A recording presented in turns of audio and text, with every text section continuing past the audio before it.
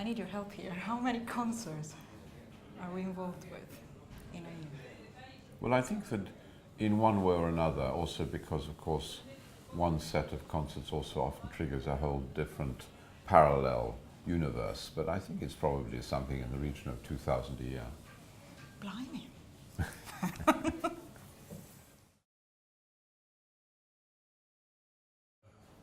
Well, of course, the conductors are the heart and soul of the classical music business, and these days talent tends to manifest itself very early, and so one needs to try to find people who have the qualities which are going to lead to a major engagement with orchestras and the development of the international music business at an early stage, because those relationships often will grow over many years, even over many decades. I mean, it's been a very interesting thing to observe the way that music in Norway has developed and evolved, especially over the last 20 years, because it would be fair to say, and not in any way a criticism, that up until relatively recently, Norway was a little bit on the sideline, and there were other countries, particularly I suppose Finland, and where the engagement with young talent and the developing of a whole generational approach towards the way that actually artists grow and the society around them supports them. This, I think, there was a quite stark contrast between what was happening in Norway, which was a little too inward-looking and maybe not very professional in the highest sense of the word. And then I think we've noticed that first with orchestras and with the building of some new fine halls, and then also with the particularly the training of young instrumental soloists, some absolutely brilliant people. I mean, I suppose one could say that Leif Ove Ansnes is the paradigm for that. But also I think the internationalism that these young Norwegian artists have gone abroad, they've studied abroad, they've got to know their peers in the same generation in chamber music festivals, etc. And this, I think, has led to a quite remarkable flowering of talent amongst instrumentalists and also singers, it should be said. Some fantastic singers too. And somehow the conductor profile didn't seem quite to evolve in the same way, although there have been some excellent people. And I think, therefore, that the remarkable training that has gone on again in Finland, one has to say, one always comes back to Finland, but also in the Baltic countries. It's no accident, I think, that these very small countries like Estonia, Latvia and Lithuania have produced some quite remarkable talents despite very small populations and not sort of major infrastructure. So this is something to do with tradition, it's something to do with investment, and it's really not a program that evolved in 5 minutes. You have to actually be committed to it and follow it through, and you have to have resources in order to be able to support talent, give them the opportunity, young conductors, give them the opportunity to work with orchestras. Without that, it's very difficult.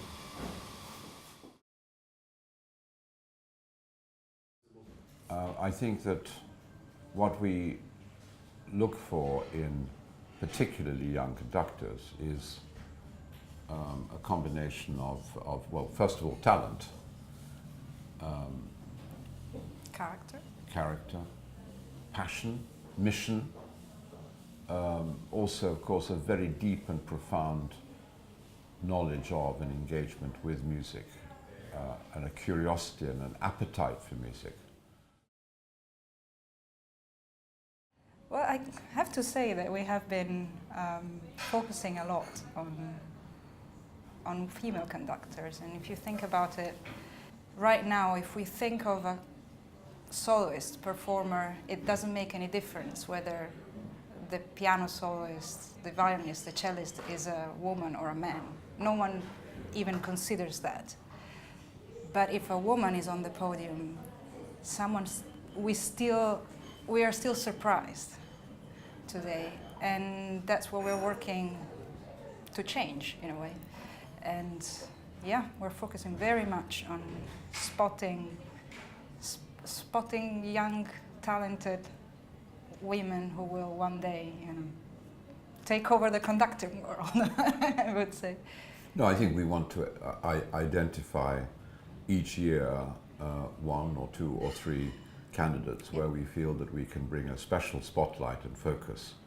I mean, I'm personally rather in favor of what used to be called positive discrimination, in the sense I think that because young women have been so immensely repressed actually by the society in which they are trying to make their careers, I think that we need to take quite dramatic action in order to open up new pathways for young women conductors, and I think we should focus on that. And I have to say, I think that the last year has shown quite a change in the sort of general attitude. Not everywhere, unfortunately, there are still some really serious pockets where nothing seems to change at all. But that's also to do with, of course, that the administration of music and the arts in many cases is still very firmly in the hands of old white men. I mean, in a way, I think what we're trying to do at HarrisonParrott is a little bit what we tried to do right from the beginning, which was to change the parameters and the dynamics of the world which supports talent. And of course that has changed very radically, and so we need to constantly reinvent ourselves in order, where possible, to be in the vanguard of this process. And audiences and expectations are changing very rapidly. I personally think that we are in a sort of golden age, because after more than 50 years of working in this field, I think that there's never been a more interesting time when very, very talented young artists want to break through barriers and open up new horizons and do not feel constrained to be just one thing. And the engagement with, for instance, new music, and the engagement with composers and with new overlapping forms of exchange between the arts, I think has never been so exciting. And so we, as an organization, we sort of set ourselves a plan and a timeline whereby we want to always try to keep at the sharp end of this process, and always question what we're doing and try to find new and exciting opportunities for the people we represent, and for whom we try to get the best opportunities. It's very interesting you asked this question, because last week when I was in Tallinn, I participated in a Q&A with these young conductors of the master classes, and I asked them, what do you think an artist manager does?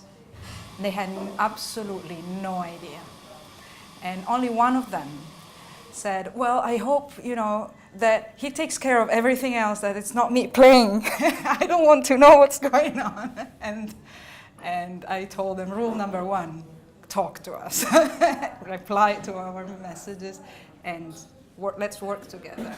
It's not like, oh, my manager does everything.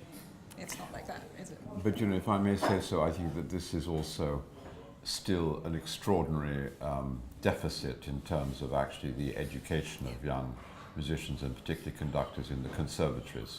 And having had some very interesting conversations about this, there is still a sort of failure to prepare young conductors particularly for their life ahead. So in fact many young aspiring conductors have no idea about how they should actually engage with the business of their own business. And Yep. One of the crucial things is, how do you evaluate the sort of professional help that you might get? How do you choose a manager, or how do you get chosen by a manager? And this, I think, is something which is a very, very serious problem. And I think, and we have been trying actually to have a better line of communication with some of the better colleges and conservatoires, in order to open up a much better and more constructive dialogue in that way. And in fact, Lydia, one of our most important colleagues and senior directors, has been very, very active in this respect in trying to create the pathway which will open up much better understanding of what is required on both sides.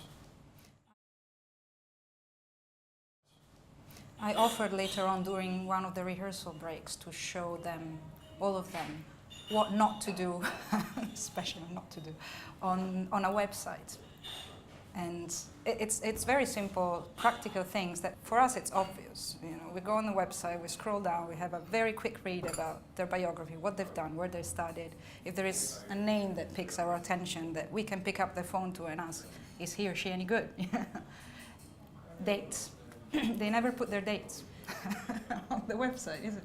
And even the contact page, they have these little forms where one has to type your name, the name, the subject, a message. I don't have time to do that. I just want to click on an email address and then say, I noticed your website, can we get in touch? And that's it. And so I'm going to tell them this because I'm doing them a favor and I'm doing us a favor, am I not? Definitely. You know, young artists also need to understand that they should not be somehow promoting a sort of fake news view of their lives and what they're doing. Because, of course, something which is not credible is very immediately obvious to people who are spending their whole lives assessing and evaluating these things. So somehow truthfulness and direction and a sense of mission and a sense of purpose is probably very, very fundamental to the sort of potential of young conductors, and also, of course, our own ability to be convinced that they have a great force within them in order to achieve something which is, after all, a leadership role throughout their entire lives.